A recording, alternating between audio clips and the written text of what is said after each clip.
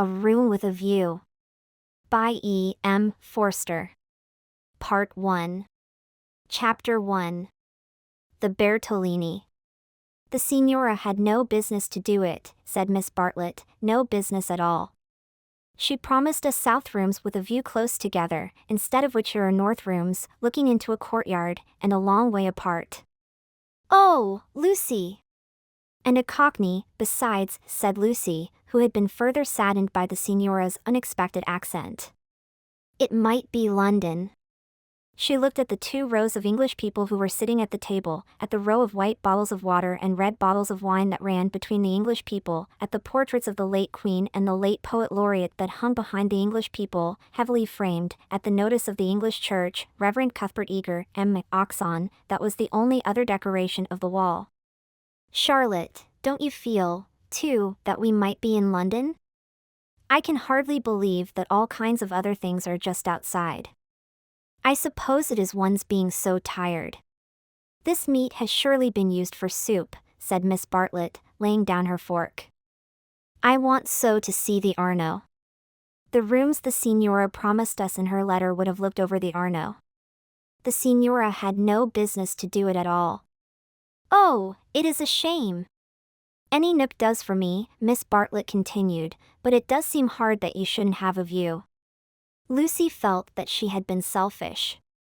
Charlotte, you mustn't spoil me, of course, you must look over the Arno, too. I meant that.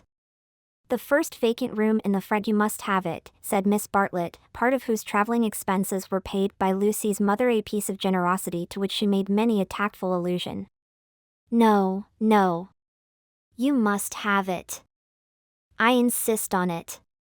Your mother would never forgive me, Lucy. She would never forgive me. The ladies' voices grew animated, and if the sad truth be owned, a little peevish. They were tired, and under the guise of unselfishness they wrangled.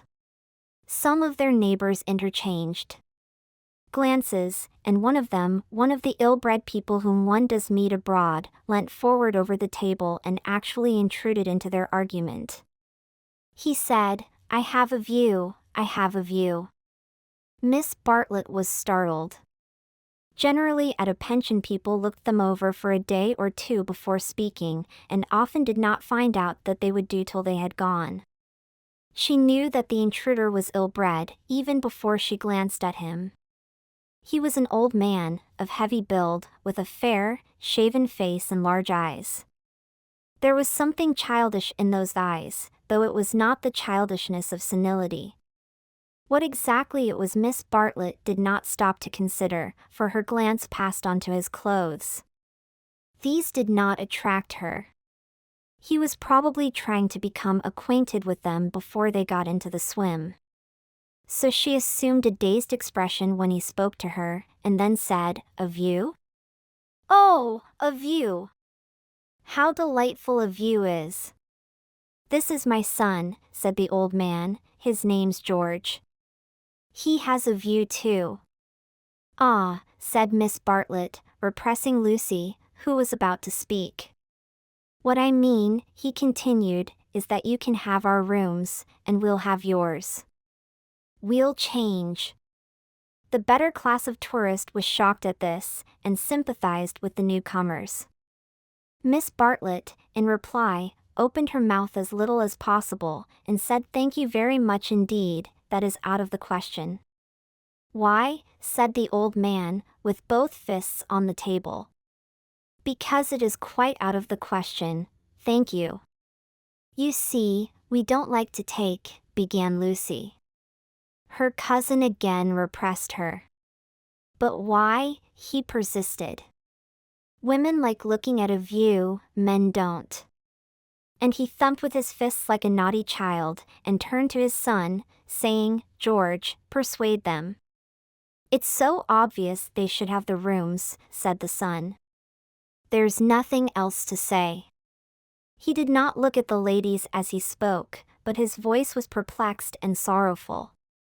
Lucy, too, was perplexed, but she saw that they were in for what is known as quite a scene, and she had an odd feeling that whenever these ill-bred tourists spoke the contest widened and deepened till it dealt, not with rooms and views, but with, well, with something quite different, whose existence she had not realized before.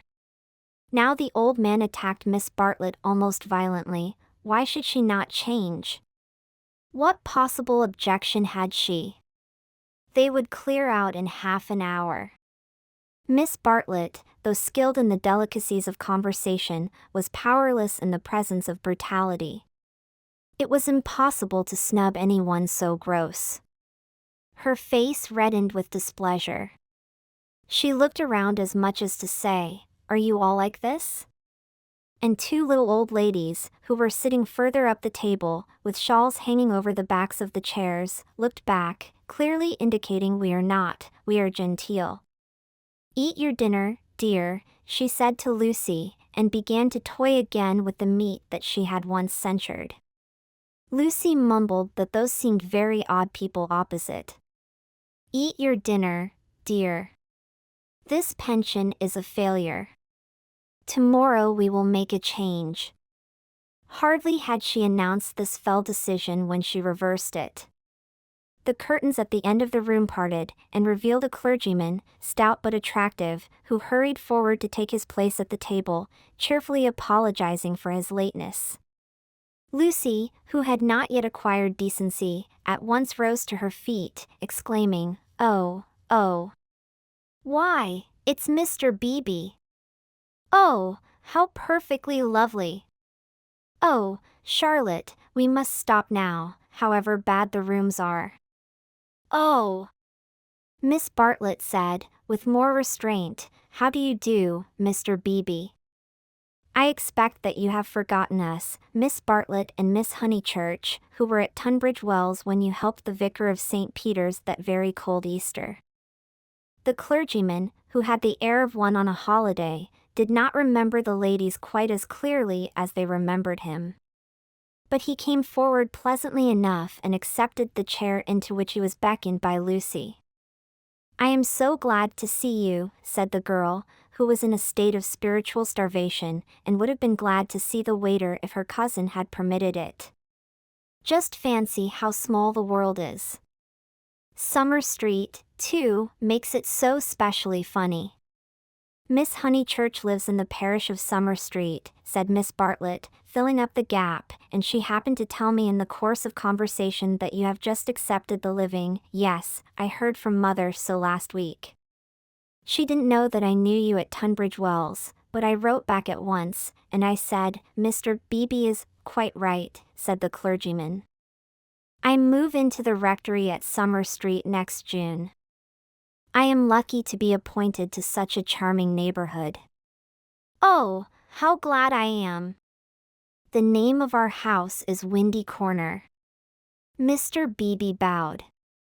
"There is Mother and me generally, and my brother, though it's not often we get him to ch. The church is rather far off, I mean. Lucy, dearest, let Mr. Beebe eat his dinner." "I am eating it, thank you, and enjoying it."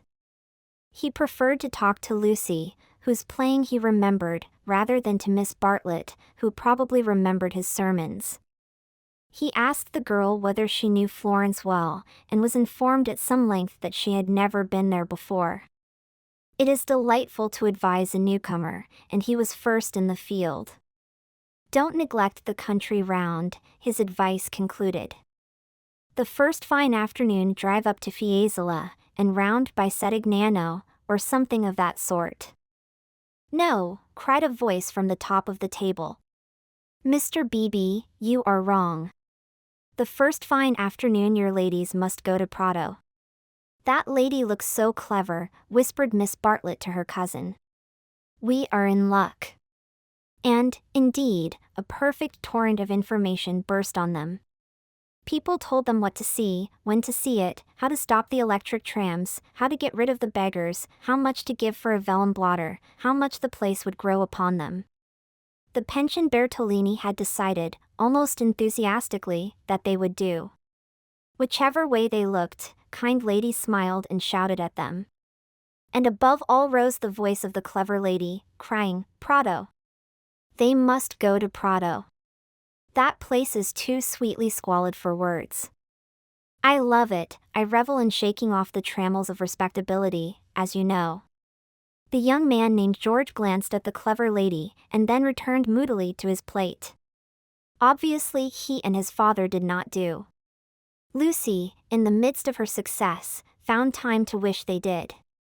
It gave her no extra pleasure that anyone should be left in the cold, and when she rose to go, she turned back and gave the two outsiders a nervous little bow. The father did not see it, the son acknowledged it, not by another bow, but by raising his eyebrows and smiling. He seemed to be smiling across something. She hastened after her cousin, who had already disappeared through the curtains which smote one in the face, and seemed heavy with more than cloth. Beyond them stood the unreliable Signora, bowing good evening to her guests, and supported by Henry, her little boy, and Victoire, her daughter. It made a curious little scene, this attempt of the Cockney to convey the grace and geniality of the South. And even more curious was the drawing room, which attempted to rival the solid comfort of a Bloomsbury boarding house. Was this really Italy? Miss Bartlett was already seated on a tightly stuffed armchair, which had the color and the contours of a tomato. She was talking to Mr. Beebe, and as she spoke, her long narrow head drove backwards and forwards, slowly, regularly, as though she were demolishing some invisible obstacle. "We are most grateful to you," she was saying. "The first evening means so much. When you arrived we were in for a peculiarly mauvaise quart d'heure." He expressed his regret. "Do you, by any chance, know the name of an old man who sat opposite us at dinner?" "Emerson." "Is he a friend of yours?" "We are friendly, as one is in pensions." "Then I will say no more." He pressed her very slightly, and she said more. "I am, as it were," she concluded, "the chaperone of my young cousin, Lucy, and it would be a serious thing if I put her under an obligation to people of whom we know nothing." His manner was somewhat unfortunate. "I hope I acted for the best." "You acted very naturally," said he. He seemed thoughtful, and after a few moments added, "All the same, I don't think much harm would have come of accepting." "No harm, of course. But we could not be under an obligation. He is rather a peculiar man." Again he hesitated, and then said gently, "I think he would not take advantage of your acceptance, nor expect you to show gratitude. He has the merit, if it is one, of saying exactly what he means. He has rooms he does not value, and he thinks you would value them. He no more thought of putting you under an obligation than he thought of being polite. It is so difficult, at least, I find it difficult, to understand people who speak the truth." Lucy was pleased, and said, "I was hoping that he was nice. I do so always hope that people will be nice." "I think he is, nice and tiresome. I differ from him on almost every point of any importance, and so, I expect, I may say I hope, you will differ. But his is a type one disagrees with rather than deplores. When he first came here he not unnaturally put people's backs up. He has no tact and no manners. I don't mean by that he has bad manners, and he will not keep his opinions to himself. We nearly complained about him to our depressing Signora, but I am glad to say we thought better of it." "Am I to conclude," said Miss Bartlett, "that he is a socialist?" Mr. Beebe accepted the convenient word, not without a slight twitching of the lips. "And presumably he has brought up his son to be a socialist, too?" "I hardly know George, for he hasn't learned to talk yet. He seems a nice creature, and I think he has brains. Of course, he has all his father's mannerisms, and it is quite possible that he, too, may be a socialist." "Oh, you relieve me," said Miss Bartlett. "So you think I ought to have accepted their offer? You feel I have been narrow-minded and suspicious?" "Not at all," he answered, "I never suggested that. But ought I not to apologize, at all events, for my apparent rudeness?" He replied, with some irritation, that it would be quite unnecessary, and got up from his seat to go to the smoking room. "Was I a bore?" said Miss Bartlett, as soon as he had disappeared. "Why didn't you talk, Lucy?" He prefers young people, I'm sure. I do hope I haven't monopolized him. I hoped you would have him all the evening, as well as all dinner time. He is nice, exclaimed Lucy. Just what I remember. He seems to see good in everyone. No one would take him for a clergyman. My dear Lucia. Well, you know what I mean. And you know how clergymen generally laugh. Mr. Beebe laughs just like an ordinary man. Funny girl. How you do remind me of your mother. I wonder if she will approve of Mr. Beebe. I'm sure she will, and so will Freddie. I think everyone at Windy Corner will approve. It is the fashionable world. I am used to Tunbridge Wells, where we are all hopelessly behind the times. Yes, said Lucy despondently. There was a haze of disapproval in the air, but whether the disapproval was of herself, or of Mr. Beebe, or of the fashionable world at Windy Corner, or of the narrow world at Tunbridge Wells, she could not determine.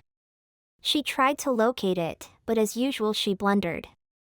Miss Bartlett sedulously denied disapproving of anyone, and added, I am afraid you are finding me a very depressing companion. And the girl again thought, I must have been selfish or unkind, I must be more careful. It is so dreadful for Charlotte, being poor. Fortunately, one of the little old ladies, who for some time had been smiling very benignly, now approached and asked if she might be allowed to sit where Mr. Beebe had sat. Permission granted, she began to chatter gently about Italy, the plunge it had been to come there, the gratifying success of the plunge, the improvement in her sister's health, the necessity of closing the bedroom windows at night, and of thoroughly emptying the water bottles in the morning. She handled her subjects agreeably, and they were, perhaps, more worthy of attention than the high discourse upon Guelphs and Ghibellines which was proceeding tempestuously at the other end of the room. It was a real catastrophe, not a mere episode, that evening of hers at Venice, when she had found in her bedroom something that is one worse than a flea, though one better than something else. But here you are as safe as in England. Signora Bertolini is so English. Yet our rooms smell, said poor Lucy. We dread going to bed. Ah, then you look into the court. She sighed. If only Mr. Emerson was more tactful. We were so sorry for you at dinner. I think he was meaning to be kind. Undoubtedly he was, said Miss Bartlett. Mr. Beebe has just been scolding me for my suspicious nature. Of course, I was holding back on my cousin's account. Of course, said the little old lady, and they murmured that one could not be too careful with a young girl. Lucy tried to look demure, but could not help feeling a great fool. No one was careful with her at home, or, at all events, she had not noticed it. About old Mr. Emerson, I hardly know. No, he is not tactful, yet, have you ever noticed that there are people who do things which are most indelicate, and yet, at the same time, beautiful? Beautiful, said Miss Bartlett, puzzled at the word. Are not beauty and delicacy the same? So one would have thought, said the other helplessly. But things are so difficult, I sometimes think. She proceeded no further into things, for Mr. Beebe reappeared, looking extremely pleasant. Miss Bartlett, he cried, it's all right about the rooms. I'm so glad. Mr. Emerson was talking about it in the smoking room, and knowing what I did, I encouraged him to make the offer again. He has let me come and ask you. He would be so pleased. Oh, Charlotte, cried Lucy to her cousin, we must have the rooms now. The old man is just as nice and kind as he can be. Miss Bartlett was silent. I fear, said Mr. Beebe, after a pause, that I have been officious. I must apologize for my interference.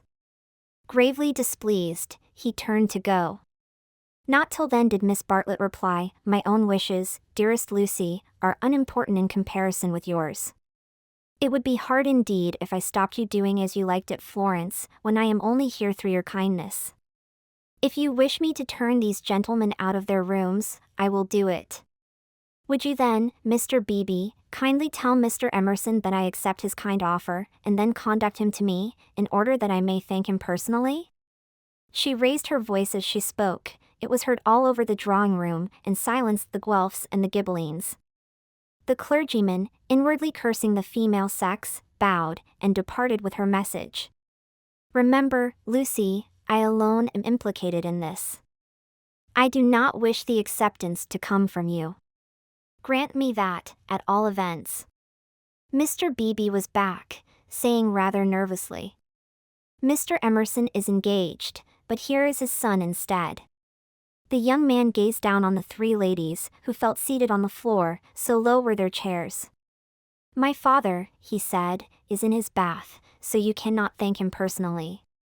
But any message given by you to me will be given by me to him as soon as he comes out. Miss Bartlett was unequal to the bath. All her barbed civilities came forth wrong end first. Young Mr. Emerson scored a notable triumph to the delight of Mr. Beebe and to the secret delight of Lucy. Poor young man, said Miss Bartlett, as soon as he had gone. How angry he is with his father about the rooms. It is all he can do to keep polite. In half an hour or so your rooms will be ready, said Mr. Beebe. Then looking rather thoughtfully at the two cousins, he retired to his own rooms, to write up his philosophic diary. Oh, dear, breathed the little old lady, and shuddered as if all the winds of heaven had entered the apartment.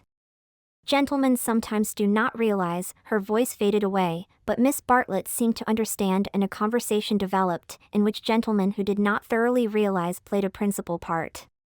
Lucy, not realizing either, was reduced to literature.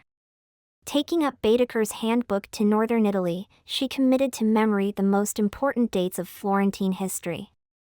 For she was determined to enjoy herself on the morrow. Thus the half-hour crept profitably away, and at last Miss Bartlett rose with a sigh, and said, I think one might venture now. No, Lucy, do not stir. I will superintend the move. How you do everything, said Lucy. Naturally, dear.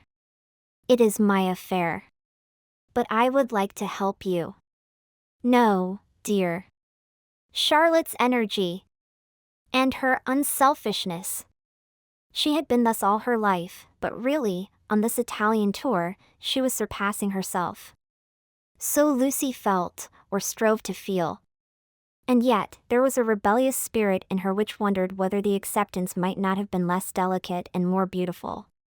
At all events, she entered her own room without any feeling of joy. I want to explain, said Miss Bartlett, why it is that I have taken the largest room. Naturally, of course, I should have given it to you, but I happen to know that it belongs to the young man, and I was sure your mother would not like it. Lucy was bewildered. If you are to accept a favor, it is more suitable you should be under an obligation to his father than to him.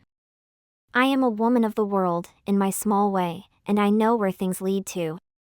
However, Mr. Beebe is a guarantee of a sort that they will not presume on this. Mother wouldn't mind, I'm sure, said Lucy, but again had the sense of larger and unsuspected issues.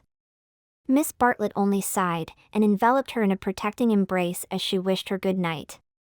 It gave Lucy the sensation of a fog, and when she reached her own room she opened the window and breathed the clean night air, thinking of the kind old man who had enabled her to see the lights dancing in the Arno and the cypresses of San Miniato, and the foothills of the Apennines, black against the rising moon.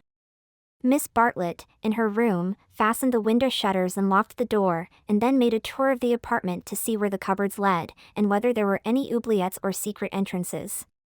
It was then that she saw, pinned up over the washstand, a sheet of paper on which was scrawled an enormous note of interrogation. Nothing more. What does it mean? She thought, and she examined it carefully by the light of a candle. Meaningless at first, it gradually became menacing, obnoxious, portentous with evil. She was seized with an impulse to destroy it, but fortunately remembered that she had no right to do so, since it must be the property of young Mr. Emerson. So she unpinned it carefully, and put it between two pieces of blotting paper to keep it clean for him. Then she completed her inspection of the room, sighed heavily according to her habit, and went to bed.